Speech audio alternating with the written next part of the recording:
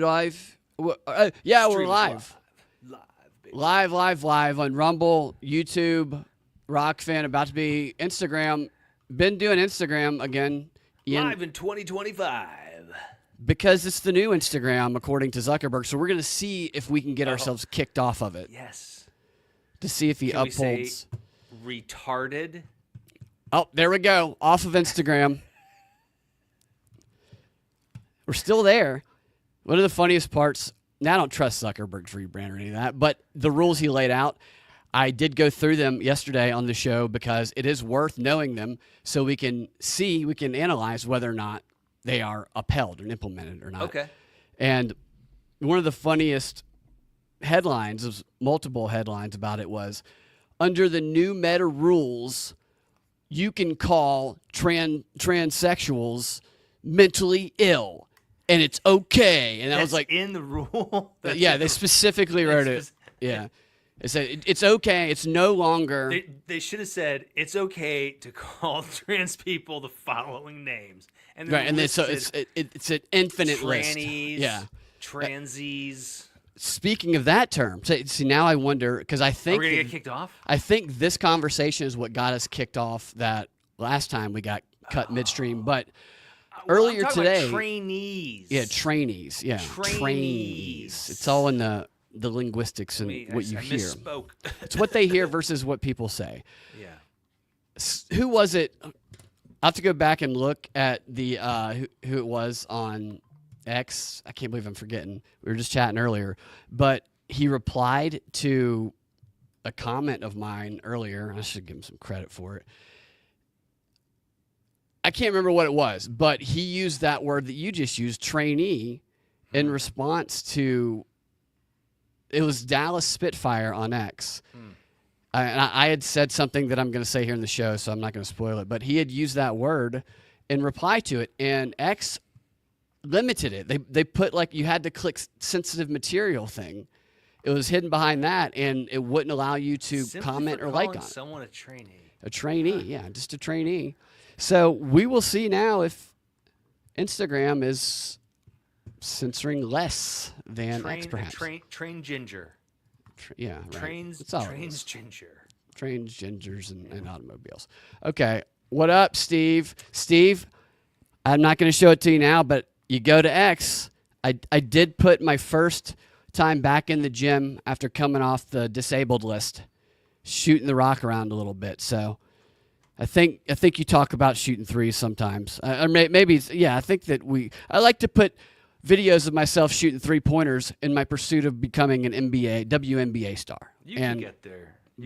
My elbow fracture is healed, so I'm getting back out on the court. All right, let's start the show.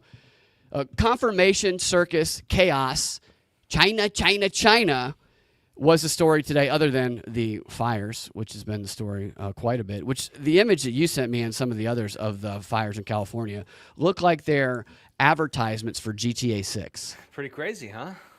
I mean, the picture you sent me is crazy. Very close to my buddy's house. Great. What's your buddy's experience like before going into the other stuff? With the fire so far? Yeah, is he roasting marshmallows? Is he getting away from it? He said the whole town just smells like weed. Really, everybody's very high, and everybody's got GoFundMe's raising lots and lots of money. Lots of high people who lost everything. Yeah. No, he's. It's not really more than it's air quality is where he is. He is in Van Nuys, which is, I think the fires got close to Encino. It's close-ish to Encino. Did he start any of the fires? He did not, and he's very disappointed about that. Yeah.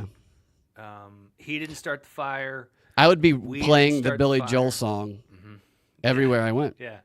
I didn't start the fire. Yeah. That's what that Mexican guy Mexican. wrestled to the ground with a blowtorch.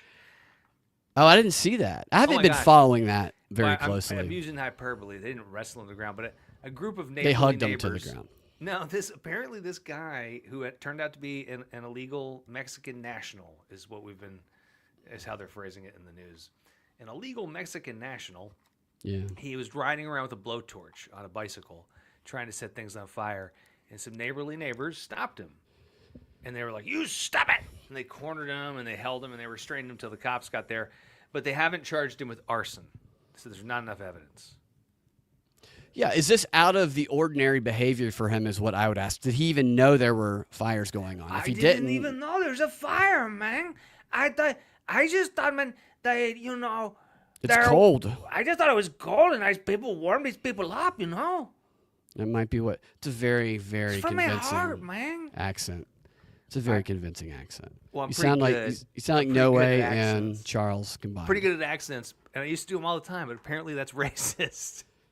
Well, it used to be. We'll see. They have the changing culture. Yeah, whatever. It's all right. Our Mexican friends do our white voices too, and they're just as good as your. That's pretty good. Voice. That's pretty good.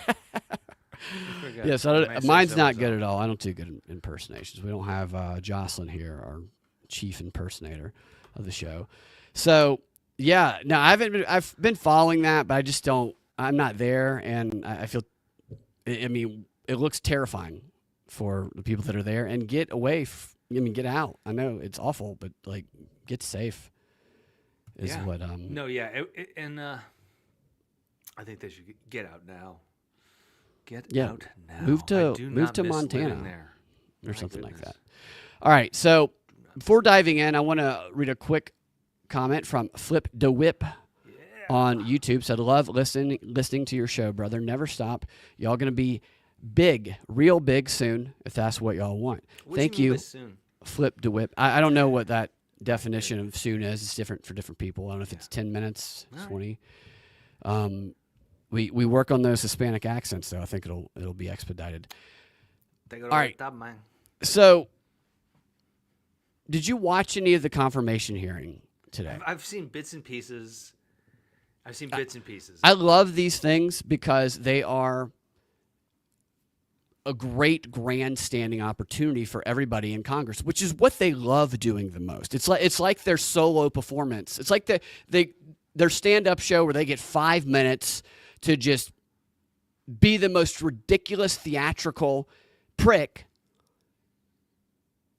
out of anybody there. And they all do a great job of it. Some are more skilled at it, but they all put the effort in. And on the flip side of it, it's also a great time for activists, which there were some activist protesters. Dude, that part was so funny. When they carried the person out. That was my favorite. I have the clip. I'm going to show that in a second. Okay, good. It is pretty funny. I can't watch it enough. I'll say this about the activists. There were people outside, military people, in support of Pete Hegseth. Is that how you say his name? Yeah. And then there were, I think, a not as enthusiastic group of protesters, which, if you recall, when we were talking about the local stuff a few weeks ago, I said that they weren't going to be like the Kavanaugh hearings because their focus is local. Mm-hmm. And there's a key distinction in the room today of this hearing that is different from the Kavanaugh and other hearings. And that is, while there might be a lot of disagreements about Pete Hegseth, I have a feeling he's going to get confirmed, and it probably won't be too super close, because the one thing everybody seemed to agree on is that we got to get China. I hate you, you rape people, but China seemed to be... Are you going to be able to rape the Chinese? Right. And so the heart of the protest, it's like they sent their B team in to do the protest. But a quick summation of the hearing, from my perspective, was basically this. Mr. Hegseth, between beating your wife and cheating on her while also attempting to take away women's rights to be warfighters, how do you even find the time to get so horny for Israel and war with China when you're so committed to turning the U.S. into a Christian nationalist nation? Or are you too drunk to answer the question? There's your 5-hour hearing. And depending on which side of that you're on, he's either perfect for the job or he is the most unqualified person for the job. Yeah. What is that tattoo for, sir? It's the same one that was on the brochure of Jimmy Carter's funeral, sir. That was his answer to that. Really? Yeah.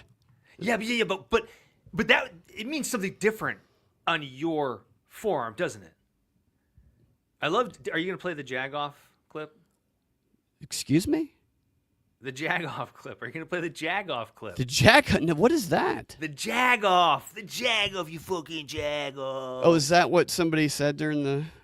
Okay, so Senator Jack Reed came out and said, made him explain, like, sir, what is a Jag-off? Because apparently he referred to a Jag lawyer as a Jag-off in front of his platoon. Oh, so it's like military speak. Yeah, and they're trying to say, like, oh, that's not very good leadership, So he says, call people that name? and basically he just said, I don't think I have to explain what a Jag-off is. It's pretty obvious. Right. He said, no, explain it for my colleagues. Yeah, details. Yeah, no, I didn't see that part, actually. I must have missed that. Yeah, it was a big backfire. And then he said, okay, well, a Jag-off is a Jag lawyer who prosecutes a soldier. Tell the truth, okay? Yeah, just so they can get my their penis own is in my hand. Say what I am right now. Jag-off. Thank you. You're welcome. That would be a great misunderstanding, though, to have if this person had no idea. It sounds like he might have had no idea it was a Jag lawyer, and he thought it was some sort of There's got to be a porn series. sexual insult. Jag-off. It's about Jag lawyers. Just how many Jag-offs? All right, they can't ever win a trial because they're jagging off all the time. Jagging off all the time. Yeah.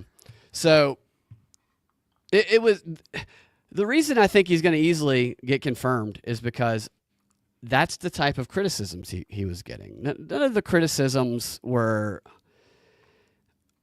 good. The arguments weren't good. They were all the same thing. I'm going to play some of the highlights, some of the more fun moments here, that I could pick out. Real quick, what did you think of the protesters? How did that that's look? what I'm going to start as the protesters, yeah. Yeah. How did that look to you this time compared to 2016? Did the resistance have the same oomph? You think it's got No, the that's same what the pizzazz? the resistance is focused on their local efforts. I got the emails from Indivisible, and their instructions were not to show up and put your body on the line, which was their instructions back in 2016 or whenever the Kavanaugh hearings were. Be there, and your organizer will lead you into battle. There's a very meticulous plan that Linda Sarsour laid out. I did a whole show where she talked about all of this, where whoever the candidate was going to be for Supreme Court, they were going to swarm. They were going to fill that courtroom with screaming people and have accusers of some sort of misconduct there. That's what they do with this network of people. Anybody who lives in the area who might have, who crossed paths with one of these people, they had kind of on the ready, and they were going to be rewarded through maybe a book deal later, which I think is what one of the accusers got, Blasey Ford, or some other activism, reward system that they give, that they would be willing to come and vaguely accuse whoever got picked. And Blasey Ford was the one that was lucky enough because her guy that she was in the same town in one time got picked. All the other ones were probably like, that was going to be my nest egg, accusing some person who will never remember me, who I never was in a room with together, of sexually assaulting me. I mean, she detailed this plan, and none of that happened today. It was a very, very amateur effort, and here it is right here to show you. All this pretty funny. You know what this looks like? This actually looks like the guy that they threw out of the Trump rally at the Libertarian National Convention this past, whenever it was, year, when me and Josh saw that one firsthand, too. This reminds me of that. We are not Democrats. We are American warriors. Members of the security force will remove. Look, there's like 4 guys carrying this guy. It's just, he's just screaming. He's by himself. I mean, the Blasey Ford, Kavanaugh, there was people lined up on the wall with their shirts on. This guy's all alone. You know what the height of privilege is? Having the free time to show up to Pete Hegseth's hearing and scream. Right. You don't think this guy's struggling to put food on the table? No, I think that guy is probably doing just fine. Somehow. Boss, you mind if I take tomorrow off? I got to go scream at Pete Hegseth. Oh, fuck yeah, man. Resist. Right. Yeah, more power to you. Yeah, fuck yeah. What this guy doesn't realize here is that he's at the bottom of the totem pole in this activist group. They're not going to throw out their best activist to something like this when they're all alone. They probably don't even bail this guy out with funds they raised through Act Blue. And he didn't even get any good FaceTime. Didn't, yeah. Members, I mean, it looks like the cops are about to pile drive him. He's like an extra that tried to steal focus. Dude, and they will get thrown out. Even worse than that. There's nothing they hate more on a set than extras. I got to tell you. That's why I tell people don't do extra work. Like shit. They're treated awful. Number one. They're treated so awful. I'll never forget the commercial I did years and years ago. It was me and 3 other actors were cast in it, and there was like 50 extras, and we'd been there like 12 hours, and I just leaned over to one of the other girls that was cast. She was actually former Miss Georgia. Yeah, and I said, is there any Red Bulls or anything? Have you seen anything around here? And I didn't ask any of the production, but a few minutes later, a production person walked in and goes, "Hey, you Brad?" And I was like, yeah. And he goes, "Come here, I'm going to show you where the Red Bulls are. Don't tell the extras." and it was with such disdain. Yeah. And that's how this guy was treated. Yeah. That's what they do. They use these people. They use these people to sometimes ruin their future by getting arrested. I mean, they get some of these people to firebomb buildings and shit. So here's another image of some. There's a part of me that just feels bad for these people. I do really too. do. Yeah. I really do. I make fun of them, but I do feel bad for them. I mean, they'd probably be, if they were at an improv theater we were teaching at, they'd love us. Absolutely. Yeah. Under the right circumstances, we might be best friends with some of these protesters. Totally. Absolutely. Let's see. Can you see that? Oh, no. Here you go. So this is some images outside. In a Turkish prison? You're in a Turkish prison alone with one of these protesters. There you go. You know? Right. So there's an image out here of these couple people one guy's wearing like a pink leather jacket with a face mask down. And what's he a general of? I'm not sure. He looks like he's the officer of some sort of military force. Yeah. Right. Yeah. And that it looks like the lady next to him in all pink with what looks like a pink pussy hat on is looking at something behind that sign that she is very, very interested in. You see that? She looks a little turned on there. But they're wearing pink signs, and she has one that says no Hegseth, no religious extremists, code pink. What is code pink? That's an activist organization. Yeah, and then it says no Hegseth. No, so this is a Christian nationalist thing here. Pussy hat people. Yeah, well, they certainly look like it. Yeah. Where do you even get a pink leather jacket like that? That guy's got to be like 65, 70 years old, too. And this is his retirement right here. Seriously, man. I have a friend like this. I have a friend who just went super progressive. All of a sudden, Trump gets elected, and he went wildly progressive. Yeah. He was super straight-laced. Now that guy fell into smokes deep weed end every day. Really? I mean, but the problem wear is pink leather that part jackets? of him is kind of fun, but the other part of him though is now he's just super progressive. And what I like to ask is, I'm always like, man, how do you know you were right now? Why are you so sure that you're correct now? Yeah, he's just because his emotional state informs him of his truth. Yeah, because he gets younger girlfriends. Oh, that really? Because he plays the what feminist? I know it's what it is. It's got to be. I don't know why it reminds me of this, but Part of it. I told you about this. I don't think I should tell listeners about this group chat that I'm in where 2 of the people are very progressive.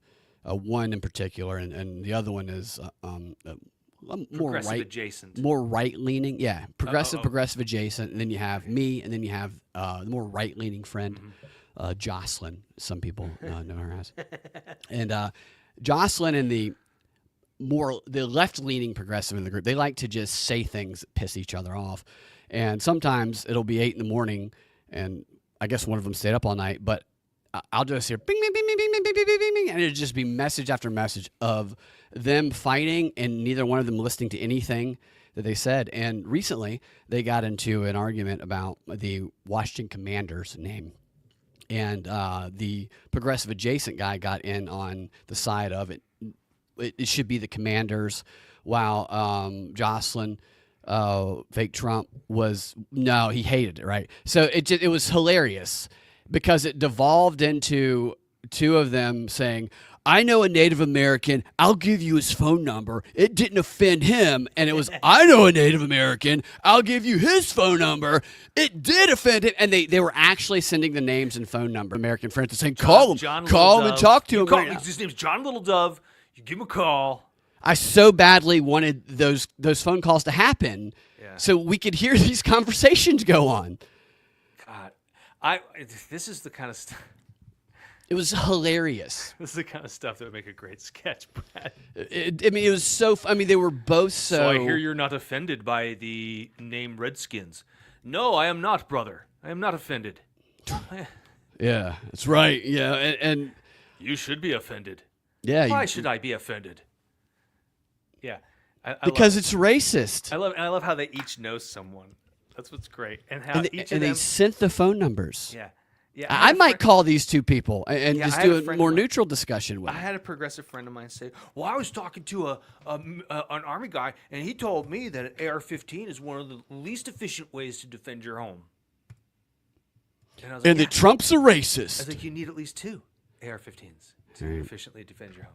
See, it's that one example that everybody has of something that forms their reality about that thing. That subjective experience forms the objective perception of reality. So that was the activist stuff. And Indivisible's doing a little training tonight about, how you can call in your Congress people and put pressure on them. But he's going to get it passed.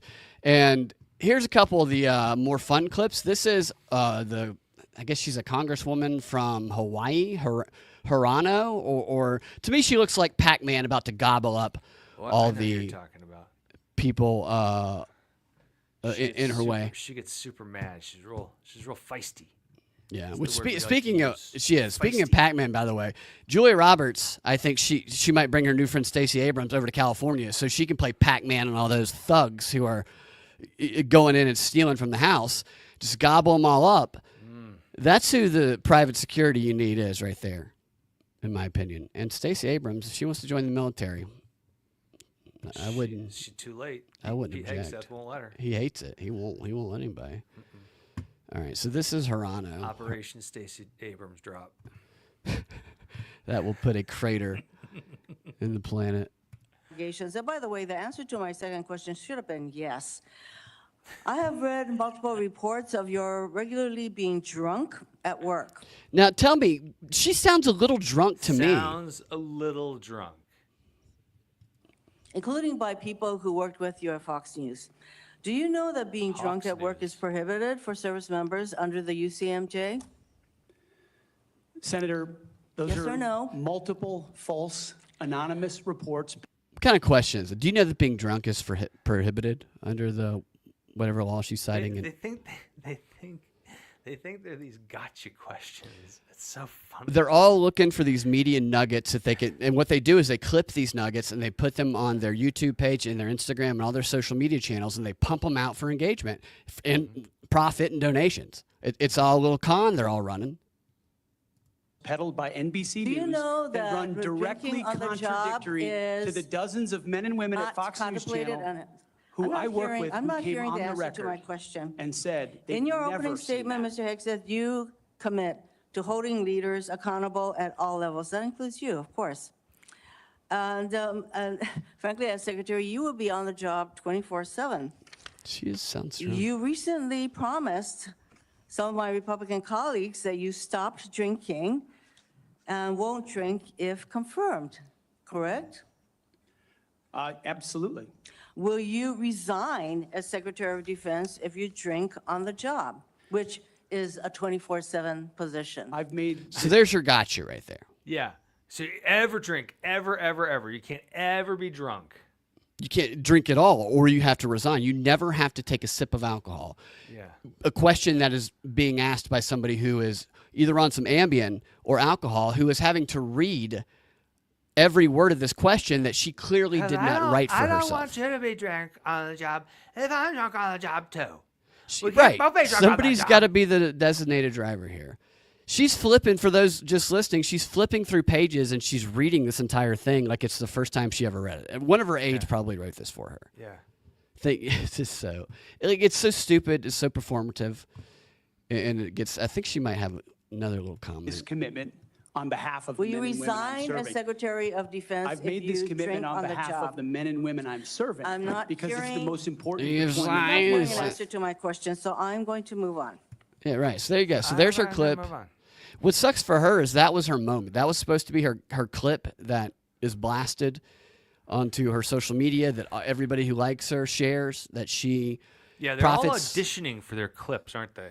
That's exactly. They're trying to get the most viral soundbite, and she failed. She did a very poor. She should have read her She lines. sucks at sound bites.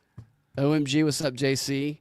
And now you probably saw some of the Tim Kaine clips, but Oh, I love this. My favorite stuff. Play it. Tim Jack Yes. Nicholas Yeah, Kane he looks here. insane. Tim, remember me, Kane?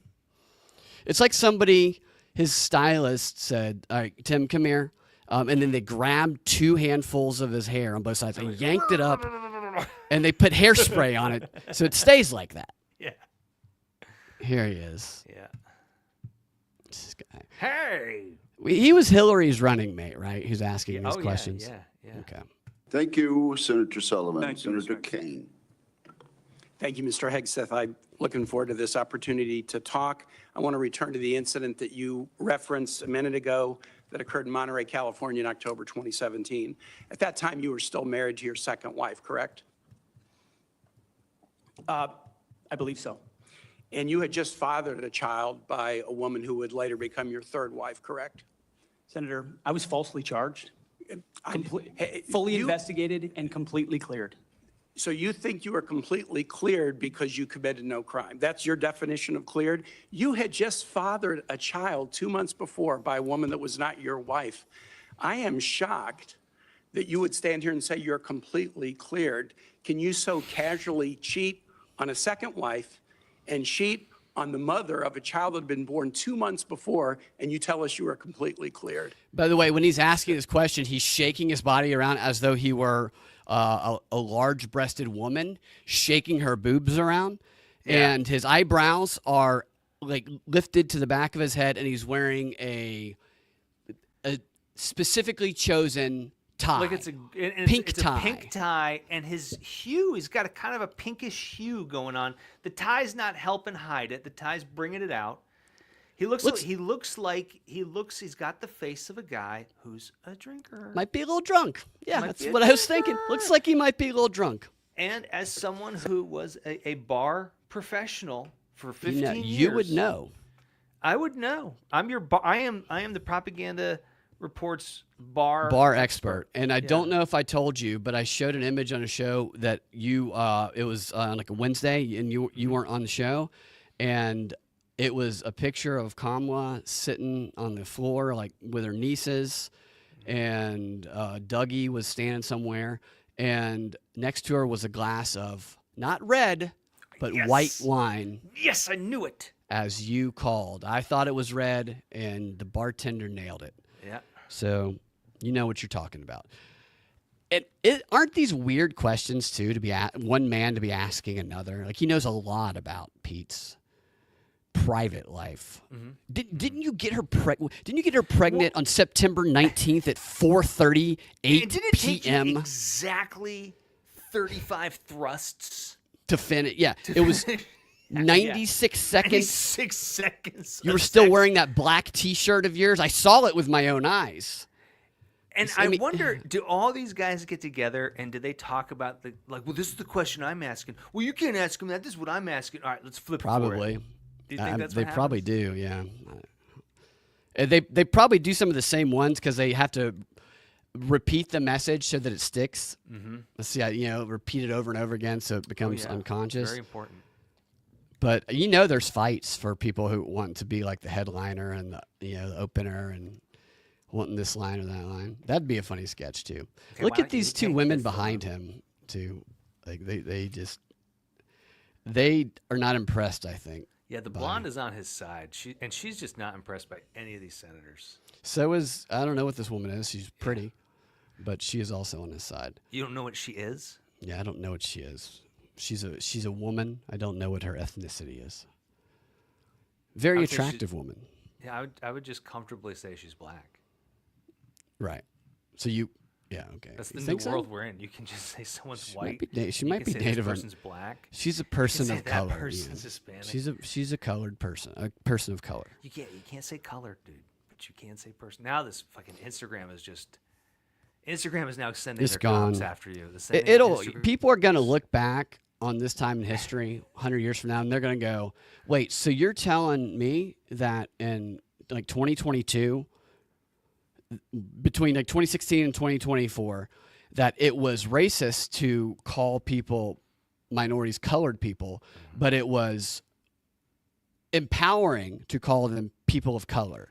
Right, and one of the nonprofits that's very important in advancing those people of color is the National Association, American Association of Colored People. You It's know? all very confusing. Yeah. How is Senator- that a complete clear? Senator, her child's name is Gwendolyn Hope Hegseth, and she's a child of God, and she's 7 years old. Doxed his own And she daughter. was, glad and she's you here. cheated on the mother of that child less than 2 months after that daughter was Look born, at his didn't you? hair. Those were false charges. Well, It no, was do- fully investigated, and I was completely cleared. And I'm I have the CNA, the semen sample, the DNA right here. Yeah. Here, I know it's yours. He's way too enthusiastic about it. I've tasted it. I know it's Tasted it. yours. I know it's yours. AJ says that Mr. Hegseth is simply going through a gang initiation. All these people, left and right, have a file with deplorables. I completely agree with that. 100%. Yeah. so you've grateful you've for the marriage admitted- I have to this No, amazing woman behind me. you've admitted that you had sex. Did he point at that bald guy when he did it? Yeah, he said this is his wife. So he's really harping I on don't this. know who his wife is. It's not that that black woman behind him, because I thought maybe it was because she's kind of hot, but I looked it up. It's not her. At that hotel in October 2017? You said it was consensual, isn't that correct? Anything, You've admitted that it was consensual, and you were still married, and you just had a child by another woman. again, How do you explain your completely judgment? false charges against me, You no, fully wait. investigated, and I was completely clear. You have admitted that you had sex while you were married to wife 2 after you just had fathered a child by wife 3. You've admitted that. Now, if it had been a sexual assault, that would be disqualifying to be Secretary of Defense, wouldn't it? False Hypothetical. claim then and a false claim now. If it had you been ran over a a sexual child assault, that while would you be were driving, disqualifying that to would be be Secretary of disqualifying, Defense, wouldn't it? If you held me down and raped That was me, a false claim. So You're you talking can't, about a round- hypothetical. so you can't tell me whether someone who has goodness. committed a sexual assault is disqualified from being Secretary of Defense? it's an assumption on a hypothetical, on a scenario. That's all. It's Shows look how they he's don't trying to have much. push his chest out to you, and you couldn't have got a creepier person to go into this line of questioning Yeah. than Hillary Clinton's former running mate, who looks like he just woke up and did 8 lines of blow before he came in here. My goodness. Defense? Senator, I know in my instance, and I'm talking about my instance only, it was a false claim. But you acknowledge And you it was cheat, but fully you acknowledge investigated. that you cheated on your wife and that you cheated on the woman by whom you had just fathered a child. You have admitted that. I will allow your words to speak for themselves. You're not retracting that today. That's good. I assume that in each of your weddings, you've pledged to be faithful to your wife. You've taken an oath to do that, haven't you? Senator, as I've acknowledged to everyone in this committee, not a perfect person, not Yeah, claiming to be. exactly. But no, I That's just asked a exactly what I simple was question. thinking, You've AJ. taken an oath, Yeah. like you would take an oath to be Secretary of Defense in all of your weddings to be faithful to your wife. Is that correct? I have failed in things in my life, and thankfully, I'm redeemed by my Lord and Savior, Jesus Christ. In finalizing divorces from your first and second wives, were there non-disclosure agreements in connection with those divorces? Senator, not that I'm aware of. If there were, would you agree to release those first and second wives from any confidentiality agreement? Senator, it's not something I'm aware of.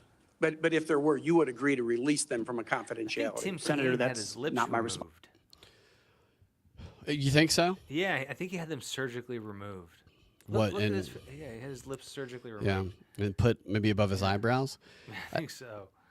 He's asking these questions like he is the girl who was just waiting for that that ask to go to prom that never happened, and now she's very, very jaded. Oh my gosh. Like he wanted to be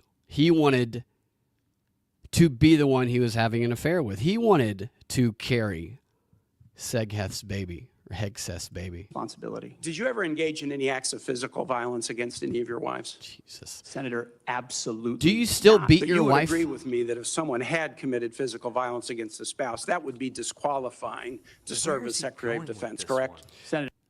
Senator, absolutely not have I ever done that. You would So, like this line of you agree that if you beat your wife or firebombed a church, that would be disqualifying, right?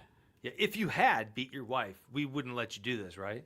You agree that if you held me down and had sex with my face, my mouth, that would be disqualifying, right? Yeah, you right? Even if I said no, stop, Or more, whatever came out. whatever came out, that would be disqualifying. Even if it was consensual, but right out in public like this.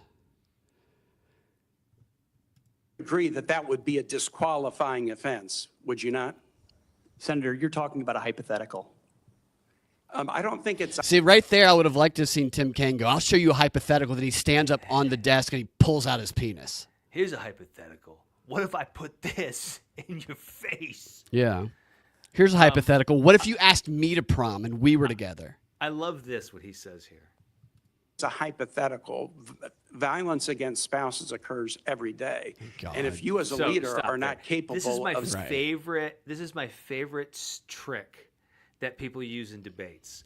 That all of a sudden they play dumb. All of a sudden they don't understand what you're talking about. Yeah, you're right. He does not have any lips.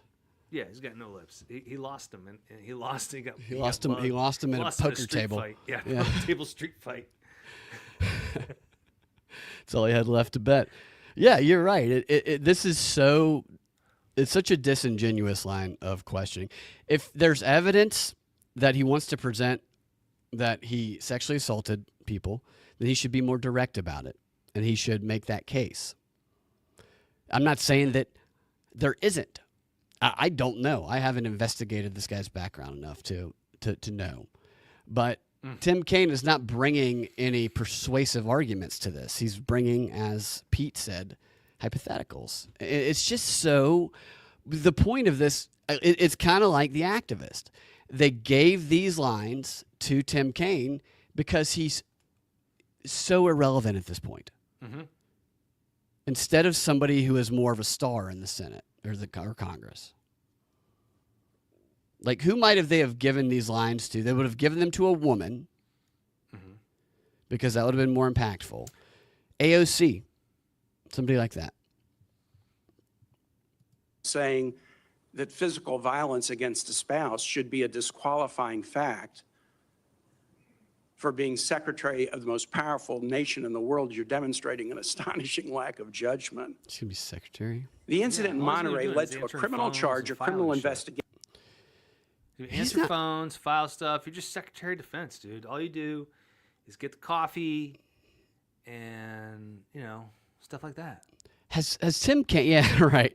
Has Tim Kaine ever done something like this? I maybe he has, and I'm not familiar with his past, but this seems like something that he doesn't typically do, and he seems to be on some uppers to me. Yeah, he definitely looks like he slept in a suitcase. Right. And he snuck onto the plane. He didn't want to pay the high airfare. And nobody, you can look at their faces. None of them are taking him seriously. I'll give a few more seconds to this. And we'll, A private settlement, and a cash payment to the woman who filed the complaint. okay. And there was also a non-disclosure agreement, correct? It was a confidential settlement agreement off of a nuisance lawsuit. Right.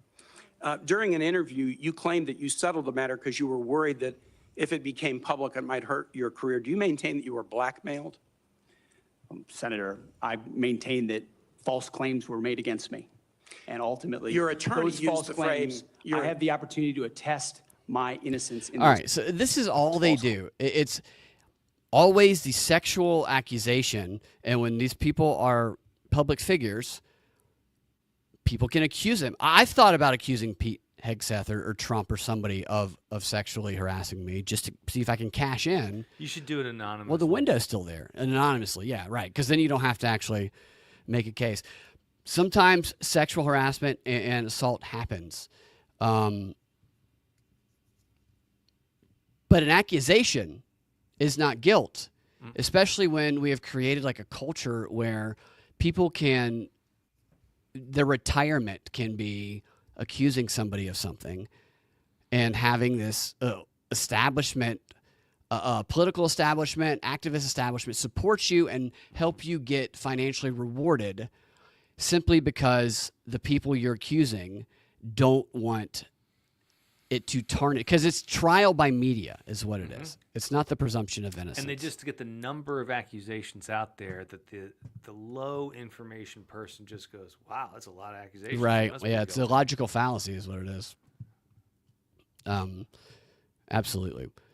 AJ says Tim Walsh 1.0. That is Dude, bang, perfect. bang. Spot on. Perfect. Yes. And they would probably kill each other to be able to get sexually assaulted by old Pete. I'd say Tim's a little gayer though. Moving on to so this guy, I thought this was so funny. Senator Mullins. Are you familiar with him? Did you see his testimony? Yeah. He was the one that was going to fight the president of the Yeah, he was going to. Right, exactly. I'll fight you right now. Yeah, and did you see his testimony on this? I saw pieces of it. So he's trying to help Pete, I guess, but he's like that guy who it's like, all right, shut up, shut up. You stopped helping 5 minutes ago. Yes. With what he keeps going with. Here he is. Oh God, this is so funny. And I still, every time I see, is that Tommy Bowden, the former Auburn football coach there, I'm just like, this is so ridiculous. I guess I better use the senator from Virginia, starts bringing up the fact that what if you showed up drunk to your job? How many senators have showed up drunk to vote at night? That's a good point. Have any of you guys asked them to step down and resign from their job? And don't tell me you haven't seen it, because I know you have. so And then aggressive. how many senators do you know have got a divorce before cheating on their wives? Did you ask them to step down? Yeah. A fight between him and Jim Jordan would be really interesting. It would be fun. There's no telling what that could devolve into. Yeah. He's got the tight shirt. I wish he would start naming names him and right Jim here. Jordan just ripped these tight shirts off. Yeah, all right. And they both have on those gym onesies that wrestlers have in college. Singlets. Underneath. Yeah. At this point, when he says the thing about have you, whatever, because they've cheated on their wives, I wish he would have started pointing at people and revealing secrets. You, brother. I've had sex with you. Just started pointing out everybody. Yeah. You and I got drunk. We fucking voted on some rad shit. Right after we had gay sex all night long. Gay sex all night. Then we came in here and voted drunk. And I hate to take it to that, but when there was very underreported 2 stories in this past year of the cameras that were in the walls of Congress that captured gay sex with, we're not told with who, because a nice settlement or payment was given to, or promotion to the people, the interns or the pages who were involved, who were sent away to another job. These stories happened. They were covered by Semaphore, and then they were just brushed away. Those aren't the only incidents of that happening. So I just feel like there's nothing but disgusting, to AJ's point earlier, evidence of things that these people have done. No, but it's for show. You guys make sure you make a big show and point out That's right about the that. hypocrisy because the man's made a mistake. And you want to sit there and say that he's not qualified? Give me a joke. I mean, it is so Give me a ridiculous joke. that you guys hold yourself as a... Give me a joke. You're a break. Yeah. See, I would have liked to have seen somebody jump in with a joke right there. Give me a joke. Knock, knock. Yeah, right. Yeah, Adam Schiff. That would be a perfect opportunity for him to work. Oh, he would his have I'll give you material. 5 minutes. Adam Schiff. Some of you guys probably heard me say this before, but he does stand-up comedy at Democrat donor dinners and stuff. No video of it anywhere because I'm sure it's very, very Jerry Springer. I saw Jerry Springer live once years and years ago, and Jerry Springer did 10 minutes of the most disgusting stand-up comedy I'd ever heard in my life. And I've heard some pretty disgusting stand-up comedy prior to his show to warm the audience up. And I'm guessing that Adam Schiff's is even more disgusting than that. And he also is an amateur screenplay writer. Groby says that this guy sounds like Jesse the Body Ventura. Yeah, he does a little bit. This higher standard, you forget you got to. Do what? Springer did his own audience. He did his own audience warm-up. Yeah, 10 minutes stand-up. That's crazy. Yeah, it was nothing but the dirtiest. That's just crazy. Sorry. Stand-up. Yeah. It was so, like he was so comfortable in the filth, but it was fine because that's what the show was. Yeah. You remember he's the one that got busted for prostitution. Wrote a check. He wrote a check. Yeah. Yeah. All right. There's a Netflix about him. Not a Netflix. There's a show on Netflix about him. R.I.P. Jerry Springer. I was a Navy SEAL. I think that's what this guy was, right? He's trying to express that with his attitude. He is very like, I feel like he does want everybody to think he might kill them. Big plank in your eye. We've all made mistakes. I've made mistakes. And Jennifer, thank you for loving him through that mistake. And it starts going too far. Yeah. Because the only reason why I'm here and not in prison is because my wife loved me too. Kissing him and giving him hand jobs through them mistakes. Absolutely, yeah. We're gonna make a mistake later on tonight. Some of us are, but he just kind of implied there that he's also cheated, and it's not like this is new information. You read Saul Alinsky, and he's very open about, not that he's an activist, but it's all in the same ballpark, that people who get involved in organizing and activism, it's just rampant infidelity, and everybody screws everybody. Oh yeah, dude. People who get involved in acting classes do the same thing. They do the same thing, and that's why some people teach them. In fact, Dude, I've seen so many couples break up after taking an acting class together. so have I. I won't let couples take my classes together when I. Well, I would teach stand-up classes, and sometimes I had couples in my stand-up class, and I won't allow it. I'm like, now it makes everyone comfortable. they would write material about each other. They got angry. Yeah. I have changed, but I'm not perfect. But I found somebody that thought I was perfect. And for whatever reason, you love This dumb bitch over here who just lets me do. This is the way he's talking about her. See, I feel like his wife doesn't like that he does this. You know what I mean? Yeah. She's constantly telling him, all right, that's enough. He's like, you know who you married, you fucking bitch. You want to wrestle? You want to go right now? Rips the buttons off of that really tight shirt. Shit, I ruined another shirt because of you. This is Flatiron from Target. How many fucking shirts have I gone through? Spend my whole goddamn paycheck on shirts. Hell, fuck that vacuum cleaner in front of you. don't know why. But just like our Lord and Savior forgave me, my wife's had to forgive me more than once too, and I'm sure you've had to forgive him too. And so thank you. So that's what he does. He's like, he comes home drunk, and she's like, "What'd you do?" He's like, forgive me. "I banged 15 hookers," and Forgive me. And she's like, "Oh my God," and he's like, "Oh, the Lord and Savior forgave me." And you, like, so he always throws the Lord and Savior at his wife, who's probably leading a miserable existence. Yeah, it sounds like. What's that joke? If you take two Baptist fishing, they won't drink your beer. Take one Baptist fishing with you, he drinks all your beer. Yeah, absolutely. This guy's wife, dude, his kids are probably like, God, Dad. This guy probably has swinger parties at his. He probably has. You have to forgive me. I'm having another swinger party. Like he tops Lindsey Graham just to show as a show of power. It sounds like with this guy. Lindsey's toes curl around this guy. His lips quivers. Like, Lindsey cannot stand the masculinity that's coming off this guy. It gets Lindsey in a tizzy. You know it does. Yeah, he makes him feel like Stacey Abrams around a Baconator. I just want you to hold me just a little bit longer. Mm-hmm. He wants to get in that pocket of that tight shirt right there is what he wants to do. So before I go down this rabbit hole again, tell me something about your wife that you love.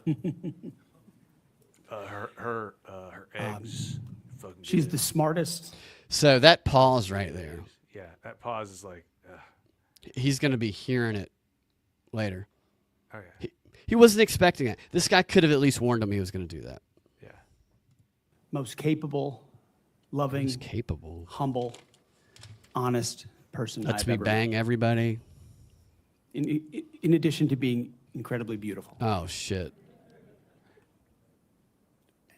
Don't forget about your kids. Oh, God. I'm supposed to talk about my kids? No, well, she's also the mother. Oh, an amazing mother. Yes, Of our yes. blended family of 7 Brother, kids. I'm all pulling of you which as love long. her. I'm trying to help you here. So this dipshit here he's a forgot fucking that idiot. this guy has kids with multiple women. Yeah. And and he should have just let it go because nobody else noticed, dude. Nobody. But Nobody he fucking noticed. He wasn't listening. He said it earlier. It was brought up at the Tim Kaine thing that he got this other woman pregnant, and this guy's like, "Your kids." This is that friend that you bring around that just he inadvertently cock blocks you all the time. Yeah, he's He just Jocelyn. says stupid shit. He's Jocelyn. He doesn't know.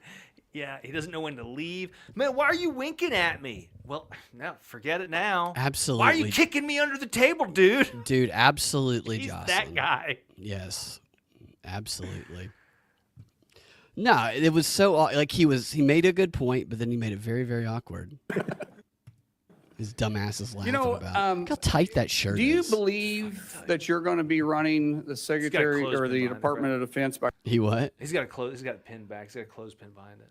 This guy's actually 4'7". Yeah, oh yeah, right. He's got that. He's got that wooden clamp tighten that Wooden shirt clamp behind type it. thing. herself?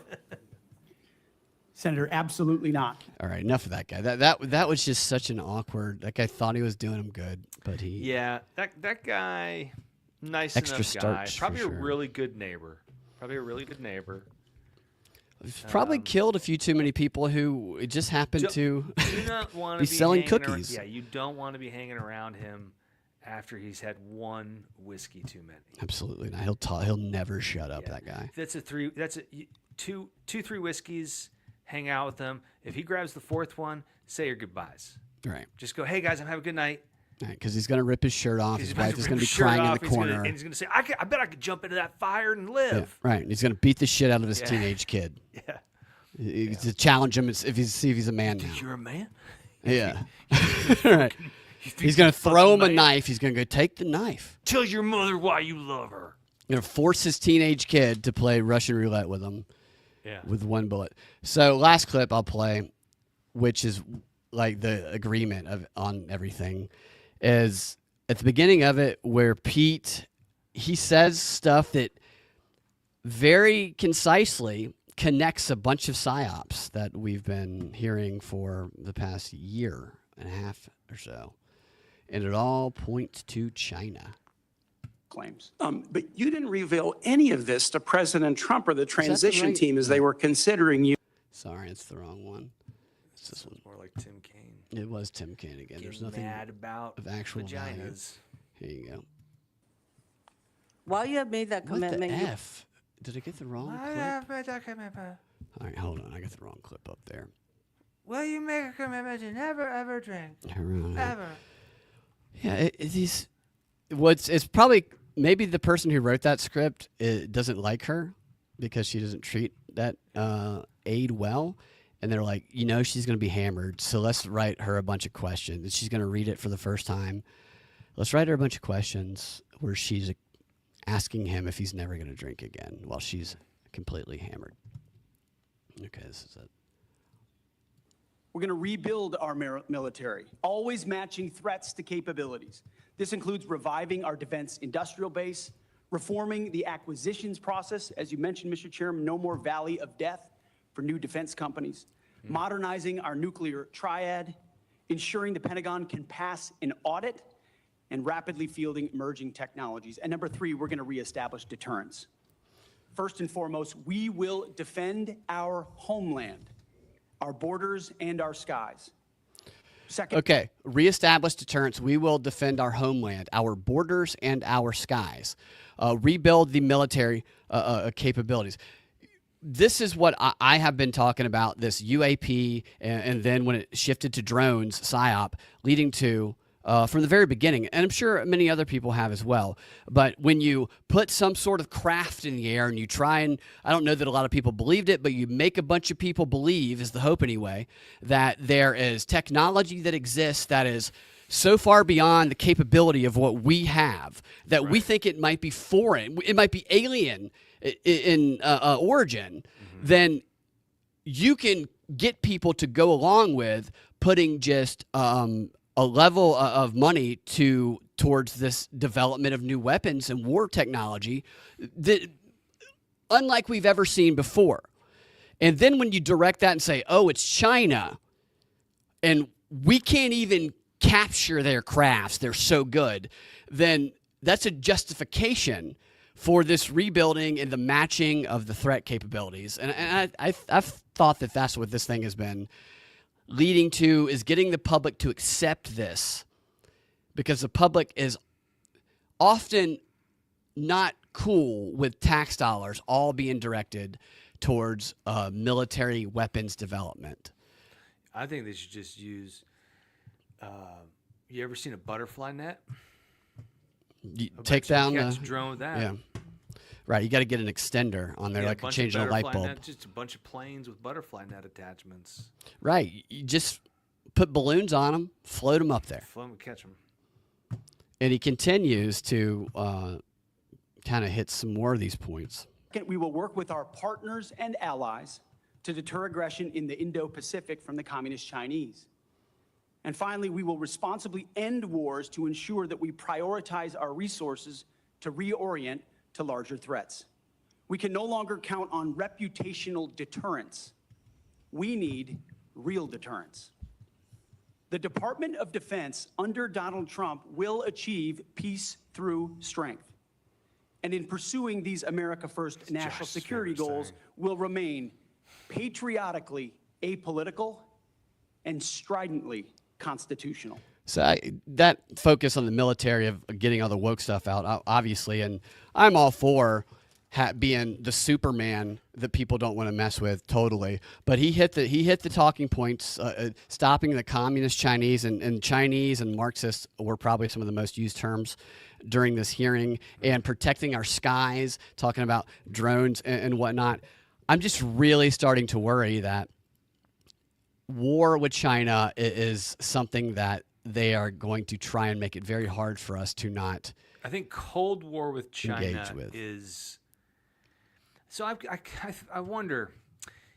I think a Cold War with them is probably the win-win situation for everyone, Yeah, I would agree. and I think that's what they're probably pushing towards. And I hope that Trump pursues that. Yeah, I hope he doesn't pull the Woodrow Wilson. He did invite the president of China, along with some other world leaders, Did a big, beautiful to his chocolate inauguration. cake. Yeah, It's the biggest piece of beautiful chocolate cake. yeah, he's going to feed it to him personally at the inauguration. The president of China is not coming to the inauguration, but he is sending an envoy. Hey man, I'm gonna be there. Come on, Yeah, man. he's Come not going to on, let President. Biden sit next to any of the world leaders. You think Biden's gonna be there? Come on. He won't know where the hell he is at that point in time. He's doing his exit interview in a couple of days. That should be interesting. But so here's the scenario, right? The envoy of China shows up here. I think it's smart not to send the president of China because you don't want to worry about assassination attempts. That is a perfect opportunity for the CIA to pop something off. Take out one of those guys. I hope that doesn't happen. But he invited other world leaders as well. I don't know who the other ones are. I think he has not invited either Zelensky or Putin. I think he should invite them both on the condition that they have to sit together Oh yeah. as they come. No, not just that. They have to go to Orlando, and they have to spend a Ride rides day together? on the rides together. It's a good. They have to go to That's Disney. what we Disney do together? to all these countries that are in disagreements. We make them all go to Disney and Universal because Universal Studios Orlando is more fun than Disney. It is a lot more fun. I Way agree. more fun. You know those pictures where pilots will be looking up at the camera that they take, and everybody else is freaking out, and the pilot is just calm when they're going down the hill. That would be Putin, while Zelensky would just be squeezing him very tight. Yeah. And so military deference, I'm sure you guys are familiar with this, but I did, I had a book about this by some guy named Schellenberger. I can't remember the name of it, but it's interesting the way that governments think about military deference. This is an AI definition of it, and I know AI is shit, but it says military deference tactics, I was asking about the specific tactics, are strategic actions taken by a nation to discourage an adversary from initiating aggression by demonstrating a credible threat of significant retaliation, essentially making the potential cost of the attack so high that it is deemed not worth the risk, thus preventing conflict before it starts. This often involves displaying military capabilities, communicating a strong resolve to respond, and maintaining a posture that can inflict substantial damage if provoked. And I will add from that book, which was a guy who was, I can't remember which administration he worked in, attacks. Attacks themselves are, in fact, a tactic of deference.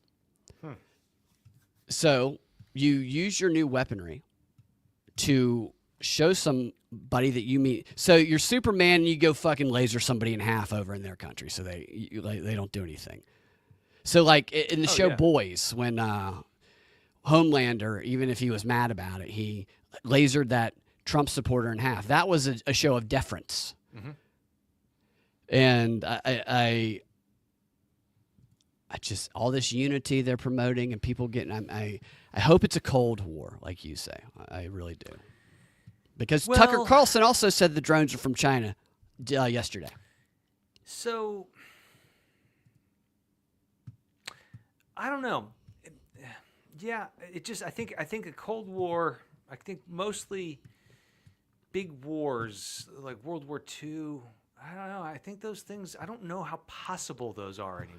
Right. I hope that they're not. I hope that we're not. See, I mean, let's do cyber. Just let all the nerds battle it out. The world economy is completely different since 1942. Yeah. You know, I mean, it's just a completely different world. Things are intertwined in different ways. The world map was changed forever. It doesn't benefit unless you're a complete psychotic. What I'm more worried about is a country like Iran. I'm worried about a country with nothing left to lose. Nuke.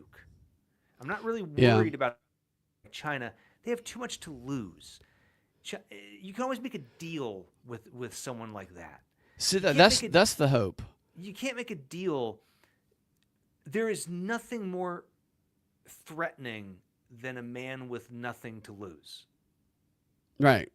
Like if that guy who was helping out Pete with the tight shirt, if he had nothing to lose. If he had nothing to lose. It'd be severed brother, heads. I ain't got nothing left to lose, brother. My wife, she's done forgiving me. Yeah. She's no Jesus. She's not Jesus. He forgives me, but she does not forgive me. Yeah, she's a Satanist. So part of the Great Reset, when they rolled that plan out, was that America would be taken back in the world as a world power, and China would emerge to equal or overtake it as the leading power in the world. For whatever reason, the implementation of this global economy that would change the main currency in the world, which we're seeing some of that. Why they want to do all that, I don't know. Maybe because of the way that government operates. I don't know if that's what this is, but it feels like some of this stuff could be playing out, and I hope it's a cold way of playing it out instead of a hot way. And you know what? I think I might have discovered the answer to the drone question right here, because they weren't actually car-sized drones. Ian, they were China's new flying car is what they were. Expensive toy or the real deal. And so apparently you get this big block-looking car that you put the flying car in the back of, and you drive your driving car to a picnic area and park it on, I guess, a putting green sleeve there. And then you can fly that thing? And then you get in that thing and you go fly over New Jersey and you hover there for weeks. So that's not a flying car. See, that's a car that transports a fucking small plane. You're right. Oh, won't show me. That's not a car. No, That's they not a rolled flying this. car. Yeah, it looks exactly like they described those drones to It's be. all bullshit. No flying yeah, I guess cars, so, too. no moving sidewalks, no laser guns, no robot maids. No people dropping dead from COVID like they showed Yeah. at the beginning Yeah. of that. I still own everything, and I'm miserable. Right. Until you've given it all away, You know? you will not at all be happy. So, one more quick thing is another story. It's all kind of submersed. I know you got to go. Did you see the stories about Red Note? It's this thing called Red Note. TikTok is going to get banned on like the 19th, very unless they divest the company, which would take the algorithm away anyway. If somebody bought it and it would be different. So all these people who use TikTok are going over to something called Red Note, which is the TikTok alternative. And all these Americans have gone over there. And this TikTok alternative is apparently more like Instagram, but it's also the interface is like TikTok, but it's more it favors people who are new. They're looking for new creators, which 79% of them are women. So I think maybe we can make a real splash over there. Jocelyn could. Totally. We gotta get the everyone on this show who loves this show. We gotta get you guys behind Jocelyn and get that girl some encouragement. We want to show Jocelyn's photo of her in her mascara after being treated so poorly at Emory University, which listeners to the show know what we're talking about. Crying. We want to show it on X and get her the love she deserves, quite frankly. There's beauty in trauma. Right, and this old gal's got a lot of beauty. Yeah, Got a lot of beauty, I'll tell you that. Ian, if you got to go, I know you probably got to get up early. I do. It's a school night. Yeah. Well, I appreciate For now. you hanging out and man. chatting with me. Super fun. I'm Yeah, so dude. glad. The holidays are fun, but Brad, I'm glad we're back in the saddle. Back in the saddle again. Back in the saddle. It's gonna be a fun year. Yeah. Which, by the way, I'll let you roll it around. The April Comedy Conspiracy Festival, the exact name I have a mind blank, but AM Wake Up organizing that. It's going to be in Nashville. Okay. I think it's April 8th, but I will get the exact date for you. I think you should come if you can. And also the Libertarian Georgia Convention in Georgia, which obviously the Libertarian Georgia Convention would be in Georgia, which is at the beginning of March. Would you like to go do a show there with me on this is Saturday night after their dinner? Are you asking me? I'm asking you to go on a date with me to do a show. Yeah, I'll wear a shirt as tight as that. Yeah. Very, I very- haven't been on a date in a long time, but I Right. mean, sure. Maybe Jocelyn will show up. Yeah. Yeah. I'll go. All right. Well, you should come. It'll be fun. I'll send you the details. Yeah. Send me the info. I'll see if how my work schedule. All right. is Fantastic. up, man. All right, dude. Well, thanks again. I'm going to stick around, guys, and do one more quick, just kind of cleanse the palate, do one quick smoking gun story All right, man. for you guys. Bye, But I'll everybody. talk to you later, dude. All right. All right, see ya. All right, let's see. Oh yeah, just fade. Very funny. You should do your British voice. We do our British voices when we cut it off. Oh, the Red Note thing. Part of the story with that is that all these people are going over to Red Note and they're bonding with the Chinese users of it as they're learning how to use it. The Chinese users are like, we love our new American friends. They're so great despite the tensions with the geopolitical stuff that is international politics. And then you go on X, there's a bunch of people saying, look at all the Democrats that went over to Red Note only to find out that they only allow 2 genders and they don't allow LGBT because it's a very different culture over there. That's an interesting development, though. They're pushing that to be the new TikTok, very obviously. And it is the number 1 app right now on the App Store on your iPhone. And it was evaluated at $17 billion last year. So not as much as TikTok, but why not go to Instagram? How about that? Yeah, it's short for Little Red Book. Yeah, and also run by the Chinese. So it's interesting. I don't think the drones are actually from China, which is what they're preparing to tell us that they're for when Trump gets into office. He says, I'm going to tell you what they are when I get in there. And I'm confident he will not tell us that they are aliens or non-human intelligence. And I have a feeling he will keep that promise and he will say they're Chinese in origin. I don't believe they're Chinese in origin. It's just been a grand demonstration that I don't think has really been very effective. Do you think that PSYOP do you think people have bought it? I know some people who are into UFO aliens. I am, but I was never into this storyline. I know some people who wanted to believe that there's going to be a disclosure out of all of this. I don't know how they'll feel now that the China thing has been kind of in the water for a while, but they've been more and more aggressive with turning it towards the explanation is China has far better technology than us. Give us all your money so we can develop ours, as Pete just said. As I said, Tucker Carlson, he was talking to the Schellenberger, which strangely is the same last name as the deterrence guy who wrote that book back in the 80s about the UAPs, I think yesterday. And Tucker was like, it's China. It's China. They want us to fear China. They want us to think China is after us. And perhaps the leadership in China wants to go along with that as well. And the narrative around this app is, well, the people of China don't. The people of China are just like us. The elites of the world want to fight, and they want to move us around as the pawn to do their fighting, in a sense. Something that the pawns have become self-aware of because of the connectivity that is the world in 2025. Something that never could have happened 100 years ago. It's going to be an interesting year. Clean Parker says China has everyone else's technology. They do. I think that we probably have a lot of people's technology as well.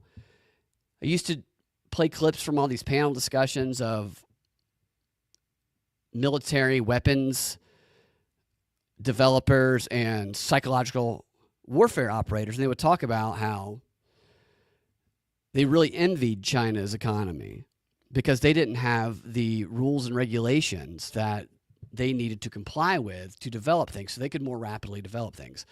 I don't personally believe for a second that these regulations over here prevent us from developing things. I think it just prevents them from telling us that they're developing things. It's just like the legal standards here. The legal standards, the justice system, it's a system of laws and rules created for the general public, us, to abide by and to follow. And because the implication is that society here operates based on those rules, then we just assume that those who pull the strings behind the scenes are also following these rules when they don't have to. They operate outside of them and are able to get away with it because most people aren't psychopaths, and we assume that they wouldn't do things that we wouldn't do. Which is how they get away, which is how Jeffrey Epstein got away with shit that he got away with for so long. How all politicians get away with the shit they get away with. How all con artists get away with the shit that they get away with. It's the good nature of people that says, I wouldn't do that. So I don't think they would either, because I like them. It's not every politician. It's probably most of them. And that's not to suggest that people shouldn't continue to embrace their good nature. It's just that when it comes to politics, when the historical standard is that they lie and manipulate and don't fulfill their promises, and that they will do things that they say that they would never do, and that they insist that everyone else must not engage in, otherwise they'd be breaking the system of laws and norms, which they break all the time. That is the norm for them to operate outside the very laws and rules that they implement onto us. So we should assume that it is continuing to go on all the time. That's the standard. They should have to win our trust over and over and over again. There should be a presumption of distrust, even if they've proven themselves 100 times over, because it's not going to make up yet for the 1,000 times that they have proven that they will violate those promises and those norms. That's what politics should be. Not letting the people that we like the most or that make us laugh the most or that we feel the most like pull us into a fight against a group of people that are also citizens that were pulled the other way by an opposing politician. It should be, don't let this infighting happen with us, because these motherfuckers are the most skilled con artist society can find. And they're wearing suits so they don't look like con artists might otherwise look. They're actors, they're performers, they're psychopaths. They survive and they rationalize doing it by manipulating the masses. Whatever, maybe they don't care, maybe they get off on it, maybe they say, I gotta protect my family and save my family, therefore I'm willing to screw everybody else. Whatever the rationalization is, that is how politics operates. It operates that way at the highest levels. It operates that way at the state levels. It operates that way at the local levels, which most people don't even realize, because most people don't know what the hell's going on at their local, political meetings and laws that are being implemented. Think about that. That's like the least paid attention to group is local politicians in your town. Think about how much they can get away with and do get away with.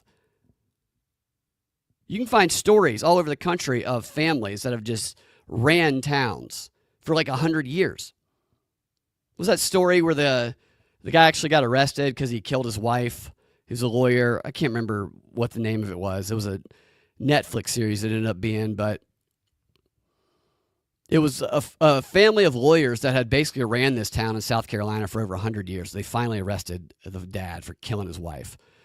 But it was just because they were so willing to be corrupt and so willing to kill people and even family members and lie about it and convincingly lie about it.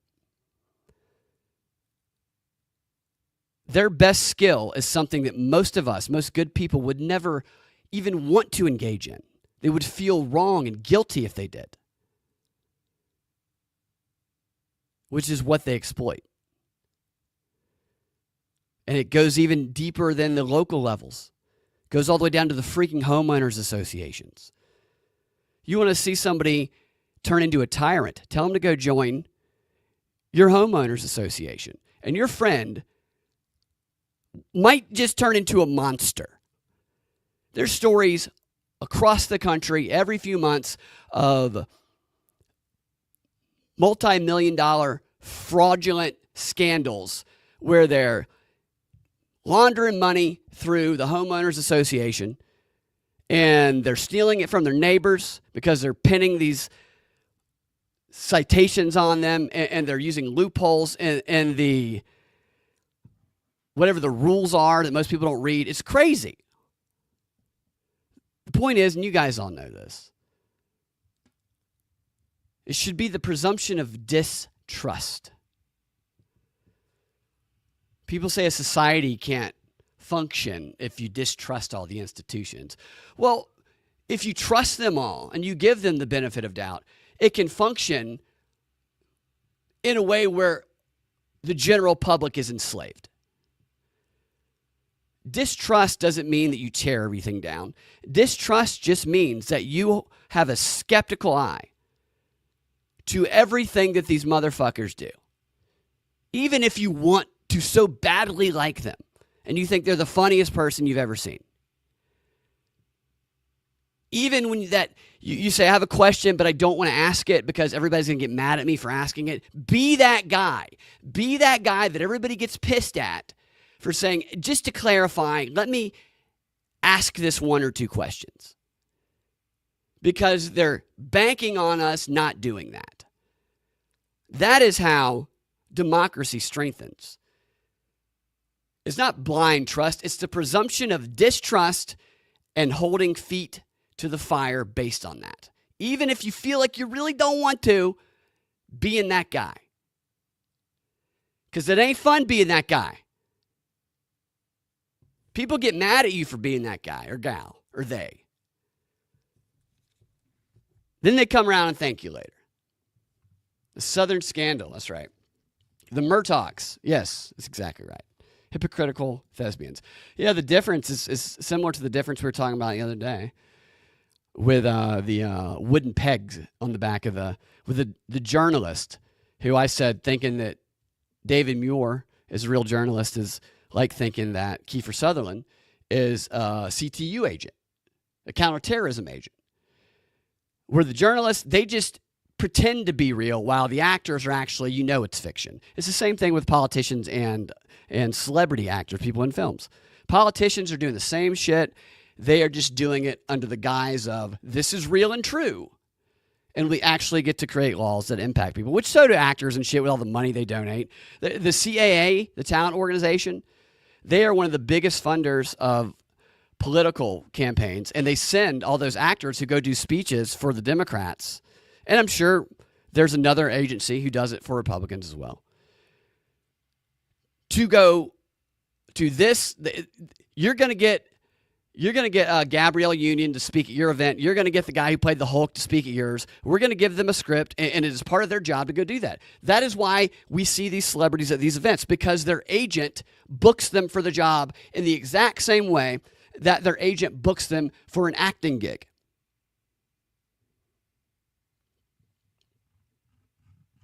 Yeah, fuck HOAs, dude. Denver says NCRI, the Network Contagion Research Institute. That's a very interesting sounding name. They have all these really, that's interesting. The network contagion. So is that like a social contagion research? They have so much social science studies. Some of them are BS, but some of them are crazy. Denver also says that,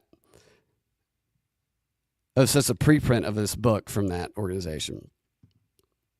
The organization behind the branding of TikTok as Porcina, is that what that says? Let's see. I know I've gone on a rant again. I was going to end the show, but I can't. Sometimes I can't help myself. Is the NCRI. What is Pro-China? Pro-China, excuse me. So I'm so retarded. I was reading that as Porcina, and you wrote Pro-China. Yeah, the stuff about Greenland and all that, Canada. It's going to be kind of a wild year, I think.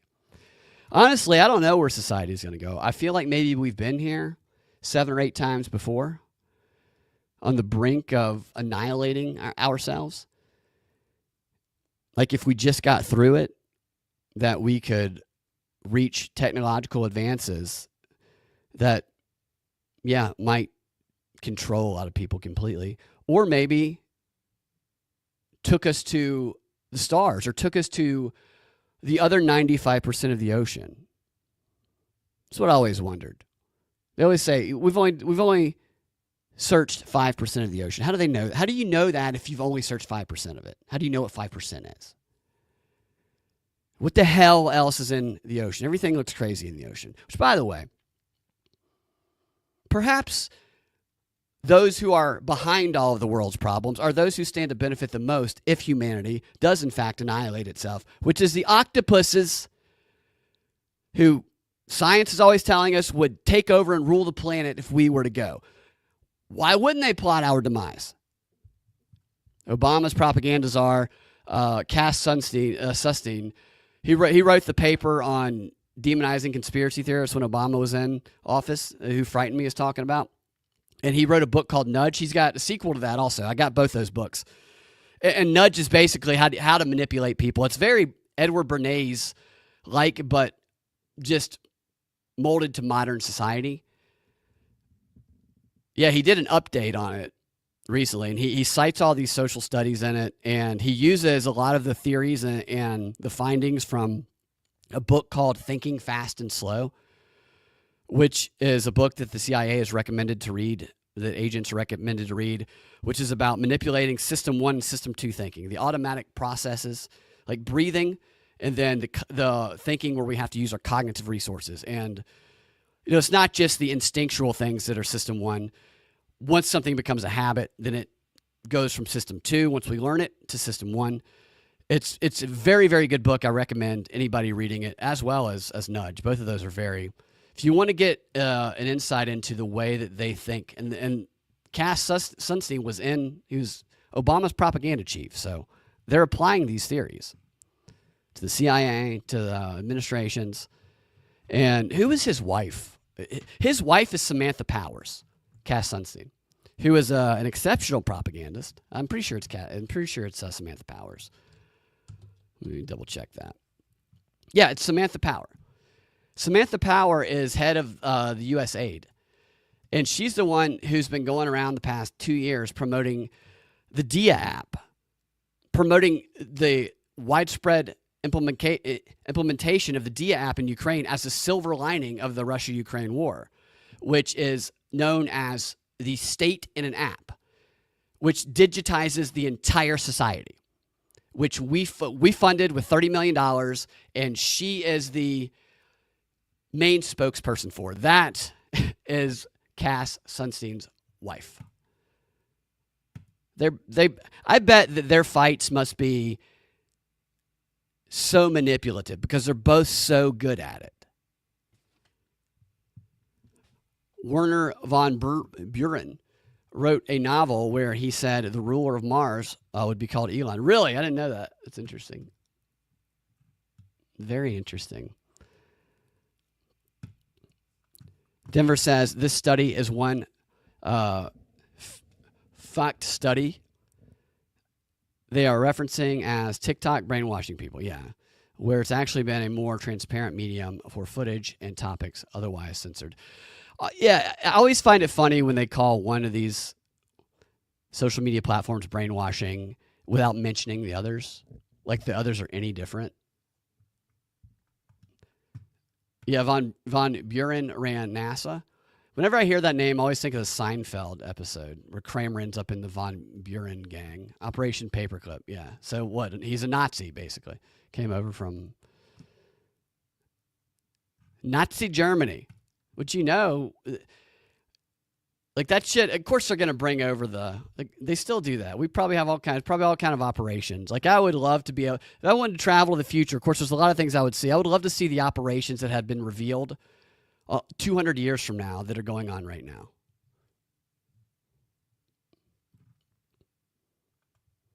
They want to keep people from seeing Jewish people protesting Israel. So yeah, that's definitely... I mean, that is just it's just such an easy way, that topic, to get establishment media to fight rabidly with anybody else. And a lot of it's got to be rationalization. Not for everybody, but some people know what they're doing. But the idea that innocent civilians, children, dying is morally justified, which there's always a speaking around. And this is the problem with war. It's all evil. It's all bad. But it's such a glaring problem with the arguments that people have about that. It's just like, dude, just admit that you're saying it's okay to kill these children. Because that's the unspoken thing that some people say.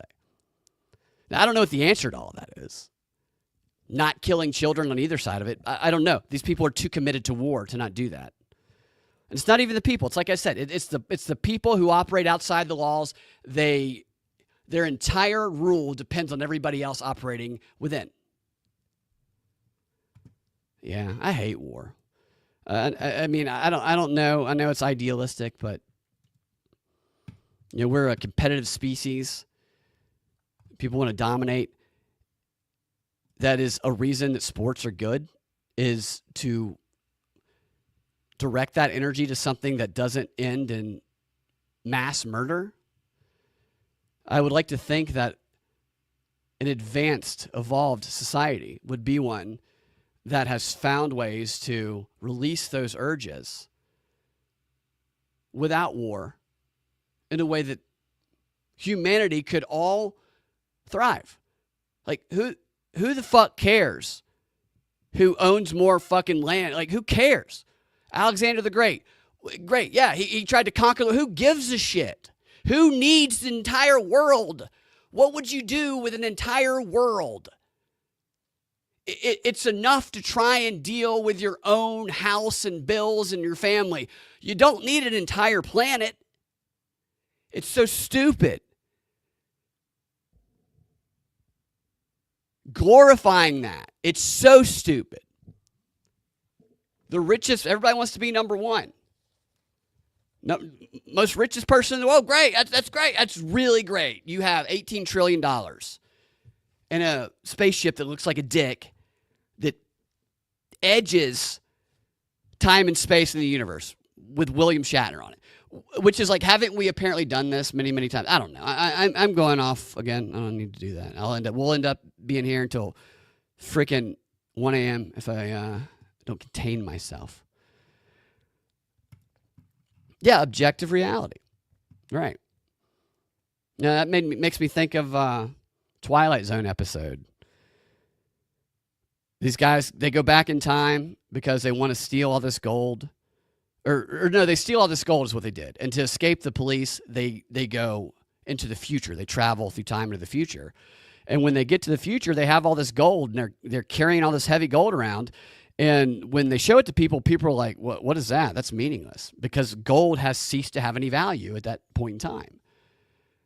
Because everything is only as valuable as the society it exists in lends to it. Which is why all monetary systems actually are vulnerable at any point in time.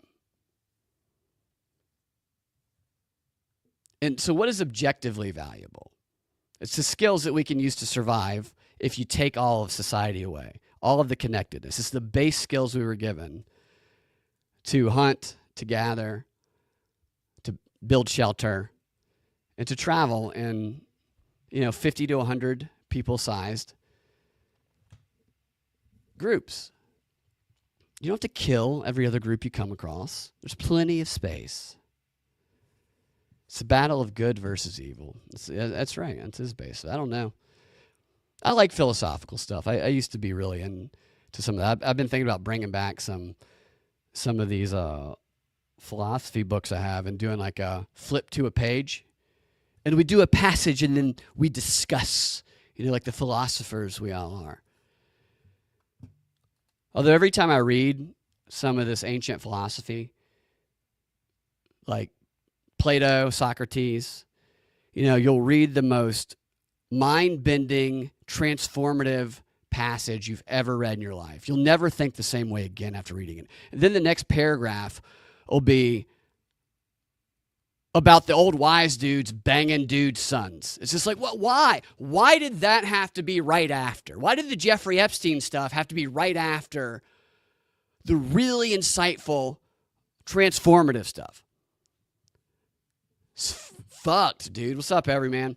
All right, I'm going to do that one of these stories I told you I was going to do. Then I'm going to get out of here. I'm going to shut my mouth and get out of here. I think that what I'm really doing right now is I'm making sure to prolong the show so that I don't have to watch any of the Georgia Tech basketball game, which if I had to put money on, I'd say they're probably not winning. All right, where are those smoking gun stories? All right, here we go. I like to do a little smoking gun to cleanse the palate. All right, so there's a bunch of good ones today on the smoking gun, but I think I'm going to go with a cop watching pornography while on the job. Here we go. You guys see that? It's a little bit bigger there. All right. So here's the headline. Cop watching porn at time of crash. Pornographic material like boobs or whatnot. This was on January 10th. A Florida cop was watching pornography on his phone when he slammed his patrol car into a vehicle stopped ahead of him. This is according to an internal affairs report. That's embarrassing. Yes, the internal affairs report has been concluded, our investigation, and we have found that boobs or whatnot is what caused this crash, officer.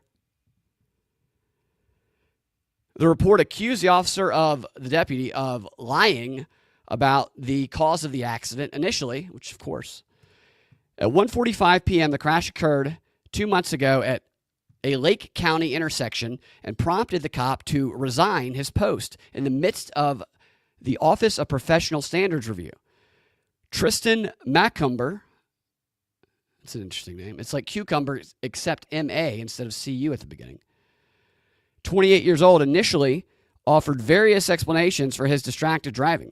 He claimed that he had been on the phone with another officer at the time of the crash and contended that the squad car had mechanical issues. He would go on to claim that he had been exchanging text with fellow officers.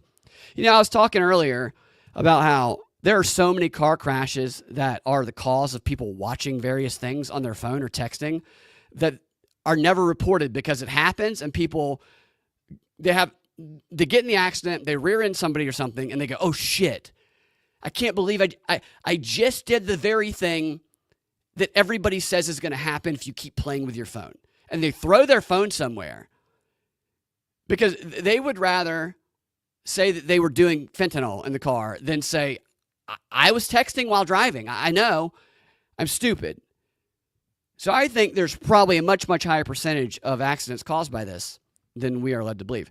However, investigators reviewed the dash cam and body-worn footage that contradicted the deputy's story. The video recorded the cruiser's steering wheel, airbag deploying, and Macumber telling the 63-year-old female motorist whose Toyota Corolla he hit that my brakes locked up. So this, can you imagine that? You're a cop and you're on duty and you've decided, you know what, I'm going to pull up a little pornography. I'm going to pull up a little boobs and whatnot on my phone. And maybe they were great boobs. Sometimes very, very fantastic boobs can take you to another world. Perfectly reasonable that you would accidentally slam into somebody. But when you do it, you go up and it's a 63-year-old, maybe grandmother. The airbag is probably bloodied up her nose. And you're like, I can't tell her I was watching porn, Grandma. It was my brakes. Had nothing to do with boobs or whatnot. Then it says that a Florida Highway Patrol report prepared at the time of the November 6th crash stated that Macumber, seen at the right, that's him. He looks like a guy who might pull one out in the bathroom.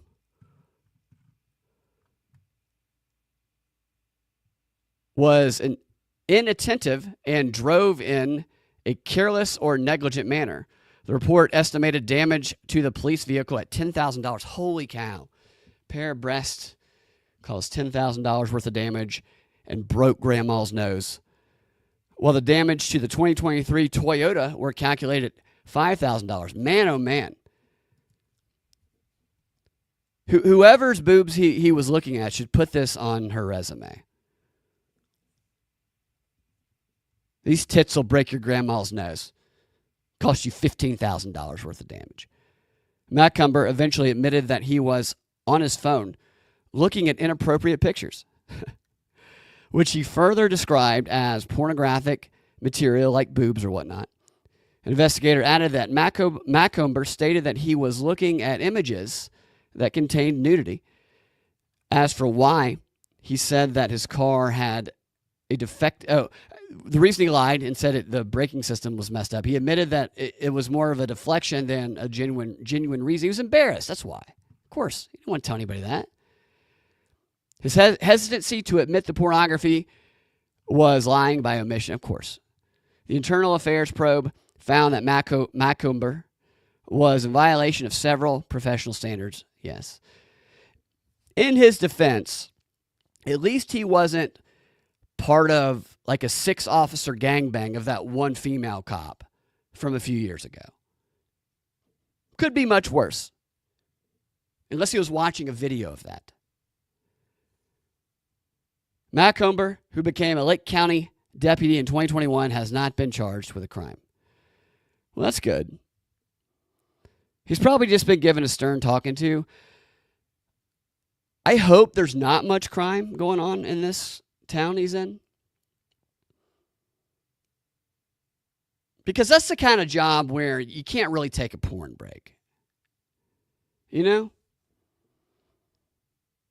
It could cause a lot of devastating consequences if you look at a little porn at the wrong time. It could be a mass shooting that you don't see or even hear because you are so blacked out with your tunnel vision looking at these $15,000 breasts. That's an addiction is what that is. If you're pulling up porn on your phone at work and you're a cop in a police car, you have a pornography addiction. And I bet that they got this guy some sort of, he probably had to go to some sort of therapy or something. Turn off the porn. Especially if you're at work. Yeah, driving tubing is what yeah, exactly. This is what they're telling us. That's a good point, Groby. This is the official version. Maybe they're covering up for him a little bit. Maybe there was something else going on the other side of that. You know, maybe it was his higher up female whose breasts were so fabulous that he broke grandma's face. Jackets down 16 to Clemson. Well, at least it's not 31. They were down 50-19 against SMU the other day at halftime. You know what I love doing on X is I love going under these college basketball guys who are like top 10 teams of this week. And I just go, don't sleep on Georgia Tech, bro. And everybody gets so mad at me. They think I'm serious. They think that I don't realize that Georgia Tech is like the worst team that's ever existed. I was doing that when they were down 50-19 the other day, and people are going, they're talking to me like I'm a retard. And it dawned on me that this is what trolling is. This is what trolling on X is. This is what people who, in the political realm, get such engagement and impressions do. They do what I'm doing here about Georgia Tech.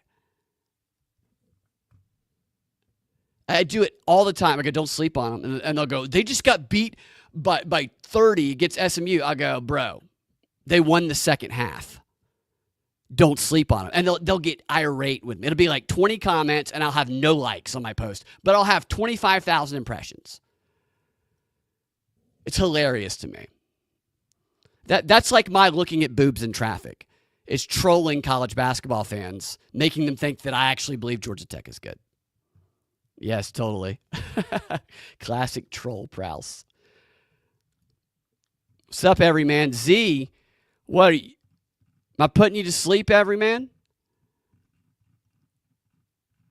Shh. Yes. Yeah, right. Exactly. Yeah, no, it's okay. I'm glad to know. It's got to be over, right? If they're down 16, the game started at 9. They can't even compete in games, man. It's so embarrassing. And the rule with the NIL stuff where they pay players and they can all transfer anywhere after a year, it's awful. You can transfer mid-season. It's taking all the fun out of college basketball. These rules. Down 12, 2 minutes to go. Well, I'm not going to keep my fingers crossed. They're so bad, dude. And there's always a little piece of me that thinks maybe they'll win too. And I know it's irrational. It's devastating. I didn't choose this. I was born into this. The environment around me made me a Tech fan. I would choose to be a Georgia or an Alabama fan or a Duke fan. No one would choose this life. It really has taken all the fun out of it. All right, I'm going to stop rambling. Thanks for humoring me, guys. Always enjoy it. Enjoy the comments, and thanks for the support. We will talk to you guys soon. Y'all have a fantastic rest of your day.